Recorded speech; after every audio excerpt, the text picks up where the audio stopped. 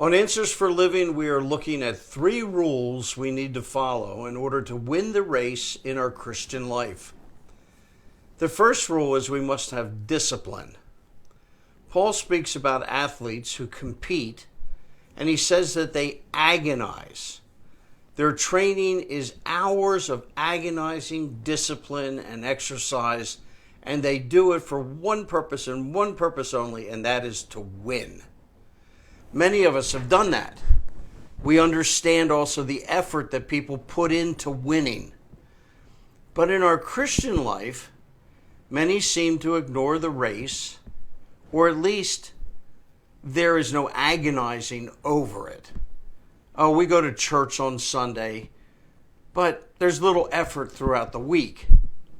Imagine the spiritual growth spurts that we would have if we would discipline ourselves to read and to memorize and to meditate and study the Word and pray with the same intensity that we would apply to competing in a sport.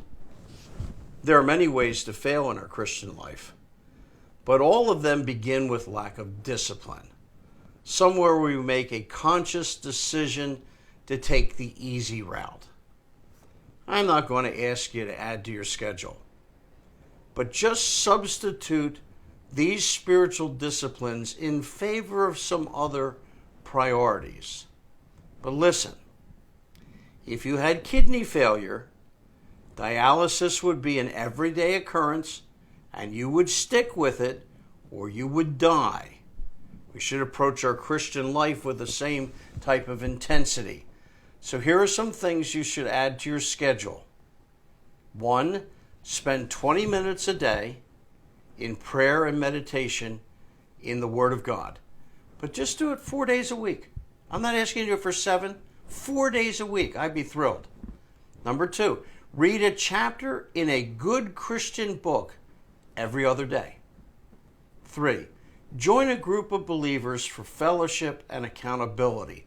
Now that group should be doing a Bible study or be a prayer group, and it could meet every other week, but you need to have a group of believers that you meet with. And 4, learn to share your faith and take the opportunities that God brings along your path to share things about Jesus. 1 Timothy chapter 4, verse 7 to 8 says this: have nothing to do with godless myths and old wives' tales. Rather, train yourself to be godly. For physical training is of some value, but godliness has value for all things, holding promise for both the present life and the life to come.